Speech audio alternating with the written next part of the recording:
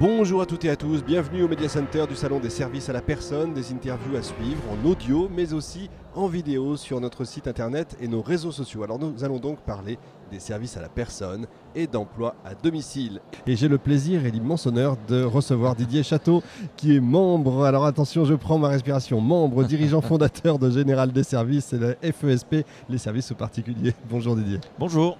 Je suis ravi de vous recevoir. C'est quoi la FESP ? Alors la fédération est une fédération professionnelle qui est patronale puisqu'elle est gérée et administrée par des employeurs qui ont soit des réseaux de franchise, soit des entreprises on va dire sur site avec une particularité, c'est qu'on est sur le champ de service à la personne, donc on couvre les 26 métiers que l'on connaît tous et je ne vais pas les citer, avec une particularité, c'est qu'on regroupe aussi les résidences-services qui sont aussi un opérateur important puisqu'on parle de parcours de soins, parcours de santé de la personne âgée. Et il ne faut pas oublier qu'entre le domicile et l'EHPAD, il y a également des résidences adaptées pour lesquelles un service est délivré et derrière, il y a des emplois. Et ils sont employeurs eux-mêmes, c'est ça ? Exactement. Effectivement. Quand vous dites entrepreneur, franchisé, j'ai l'impression, quand je fais toutes ces émissions, que la franchise, c'est peut-être la vraie solution dans les services à la personne. En tout cas, c'est les boîtes qui réussissent. Alors, c'est une des solutions qu'on a préconisées, nous, pour dupliquer un savoir-faire, pour assurer une qualité à domicile avec des process très précis, puisque le service est délivré immédiatement. Il n'y a pas de stock, il n'y a pas de machine-outil, on est sur de l'humain, donc on est sur du process, du contrôle qualité, de l'encadrement. Et donc la franchise, c'est une duplication d'un modèle qui a fonctionné dans la durée. Donc, par exemple, Général des Services a 20 ans, 2000 salariés, on ouvre une agence par mois. Wow. Et donc sur un marché qui est en très très forte croissance. Ouais. On n'a jamais connu une profondeur de marché telle dans l'économie française. On est le premier créateur d'emplois. Et donc pour revenir au sujet, précisément dans l'emploi des services à la personne, on voit que ce champ permet à la fois d'embaucher des salariés, tout niveau, quel que soit le niveau de qualification, jusqu'à des niveaux de diplôme importants. Et puis également donc, des créateurs d'entreprises qui peuvent venir d'autres secteurs professionnels puisqu'on peut dupliquer des réussites de personnes qui ont managé des réseaux, qui ont managé des sites, des points de vente, des centres de profit, mais également des services. Et donc globalement, le service à la personne peut occuper... tout le monde peut s'y retrouver en fait, du jardinier en passant par l'auxiliaire de vie jusqu'au directeur général de grands groupes. Il y a vraiment une capacité à absorber un marché qui est conséquent. Il faut quand même savoir que les entreprises pèsent moins de 15% de ce marché et que du coup, ça nous place en grand dernier au niveau européen puisque en Allemagne, on est à plus de 50%. En Suède, c'est 80% du marché qui est occupé par les entreprises. Donc oui, la franchise est une voie royale pour dupliquer une réussite, pour créer son emploi, pour créer de la valeur. Mais on peut aussi être salarié et être satisfait de son emploi dans un réseau, dans une entreprise, dans une agence. Le gouvernement annonçait plus de 60 000 emplois à pourvoir en 2019. On les a pourvus ? Absolument pas, puisqu'on est en incapacité de créer ces emplois. Ça paraît incroyable avec plus de 4 millions de chômeurs. Il y a une inadéquation claire entre les besoins et la capacité du marché à se structurer. Je parle en connaissance de cause parce que je suis président de la commission paritaire formation, donc de notre branche professionnelle, celle des entreprises de services à la personne. On a un budget qui est conséquent, plus de 20 millions d'euros en formation, mais c'est une goutte d'eau dans les besoins aujourd'hui d'accompagnement des entreprises pour former une main-d'œuvre, la qualifier, la professionnaliser, même en prenant des personnes qui ont un savoir-être qui sont satisfaisants. On voit bien que le manque de savoir-faire est rédhibitoire. Évidemment, tout de suite dans le repassage, on le voit, mais clairement, quand on est sur des métiers sensibles, de la dépendance, de la petite enfance, il n'y a pas d'erreur possible. Que je comprenne bien, je vais essayer de remettre parce que j'ai l'impression que je n'ai pas compris ou alors on marche sur la tête dans ce pays. Ce qui est peut-être au milieu des deux en fait, la vérité. Il y a 4,5 millions de chômeurs. J'ai pas de boulot, il y a de l'emploi là, il y a une possibilité de formation, de passer des diplômes. Oui. Mais il n'y a personne et on trouve personne. Alors les tuyaux sont un peu sous-dimensionnés, c'est-à-dire que la capacité à former une main-d'œuvre qualifiée pour répondre aux besoins est clairement insuffisante. Donc les centres de formation aujourd'hui sont insuffisants sur le territoire.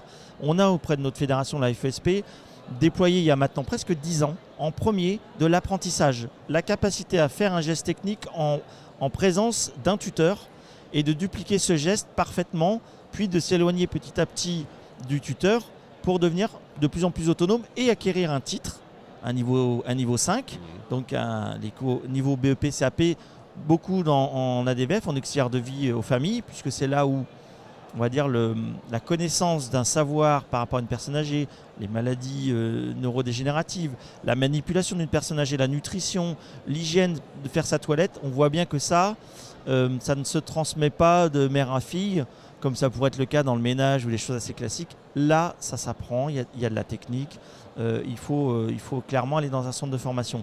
Donc le tuyau est trop petit et en plus, on n'a pas la bonne image. On a une image de t'as pas de boulot, fais au moins ça, va au moins dans les services à la personne parce que là au moins ils embauchent. C'est dévalorisé. En fait. C'est extrêmement dévalorisé.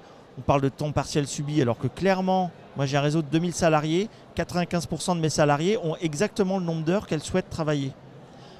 En pleine cohésion de leur choix de vie, c'est-à-dire aller chercher des enfants, avoir un temps partiel ailleurs, ne pas travailler tous les jours, pouvoir terminer à 17h pour certaines, etc. etc. Donc on ternit l'image de ce secteur qu'on rend pénible parce qu'on se dit oui, c'est physique, etc. Et en fait, il y a vraiment une valorisation à créer. Je parlais avec M. Libaud qui a donc créé le rapport des services à la personne. L'attractivité, ça passe aussi par une campagne de publicité qui serait massive, qui serait pourquoi pas en télévision, un peu comme on fait l'armée, pour repositionner l'armée sur des métiers un peu sexy, avec ça fait un peu jeu vidéo, on est sur du digital, oui, etc. Oui. Et dire aux jeunes, mais attendez, l'armée c'est branché, c'est intéressant, regardez tout ce qu'on peut faire. Et bien nous, on a des métiers passionnants, quand on écoute nos salariés, ils adorent ce qu'ils font. Par contre, on vient toujours sur nos métiers par hasard. C'est rarement un choix. Moi, je connais pas beaucoup de petites filles qui disent plus tard, je serai auxiliaire de vie. Elles veulent être maîtresses, elles veulent être infirmières. Infirmières, mais pas aide à la personne. Voilà.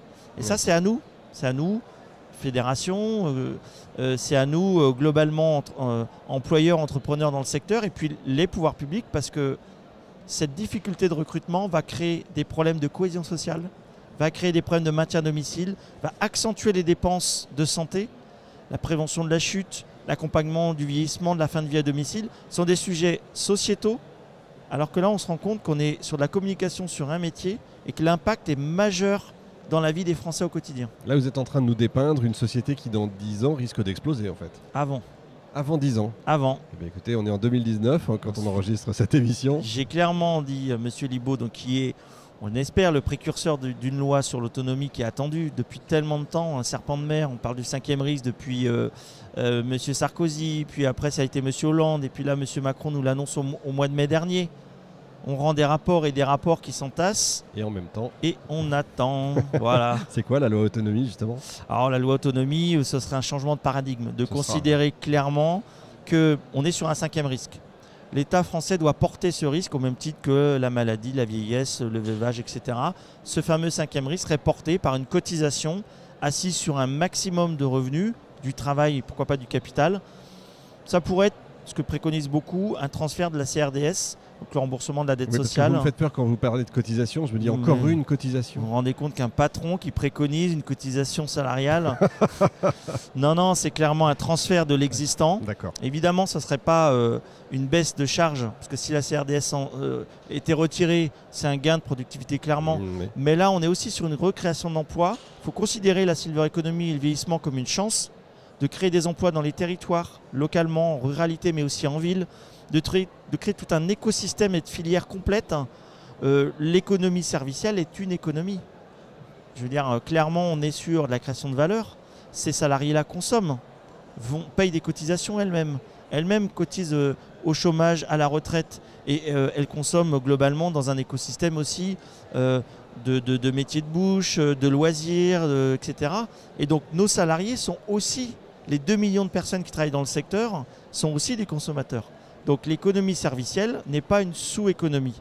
C'est peut-être même l'avenir, on parle d'économie du quaternaire. J'étais avec Madame de Bonneuil hier, et elle est clairement à l'origine du plan Borloo. Et elle me dit, voilà, on y arrive maintenant, quid du digital, quid de la redistribution des acteurs. Donc c'est passionnant. Alors pardon pour la question, mais pourquoi une loi? Après tout, c'est les entreprises, c'est le marché qui va décider et qui décide toujours. On est à la fin d'un cycle.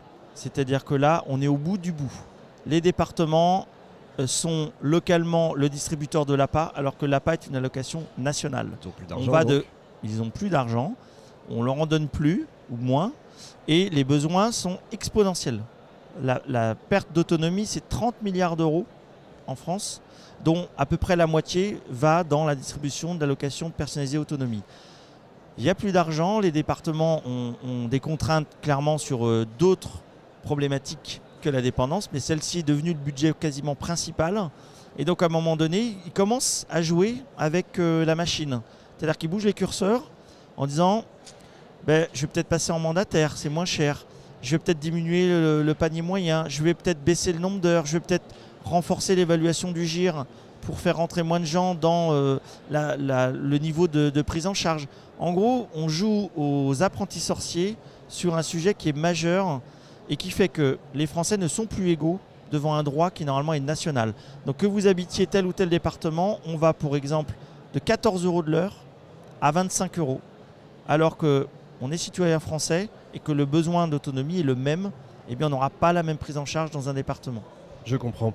Donc pour résumer et pour terminer, donc si je cherche du boulot, c'est clairement là qu'il faut aller, dans ce secteur-là. Et si je veux créer une boîte, pourquoi pas? Alors je vais vous donner 2 chiffres.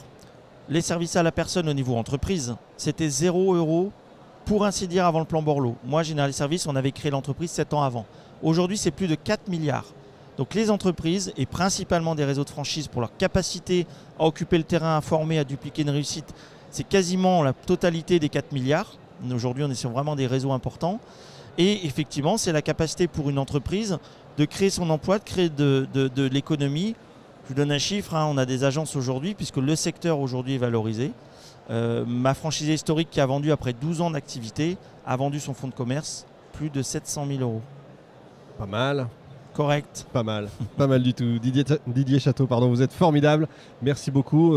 Écoutez, on n'a plus qu'à espérer.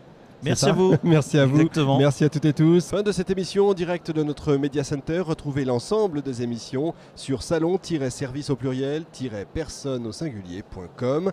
On se retrouve la prochaine fois avec un nouvel invité.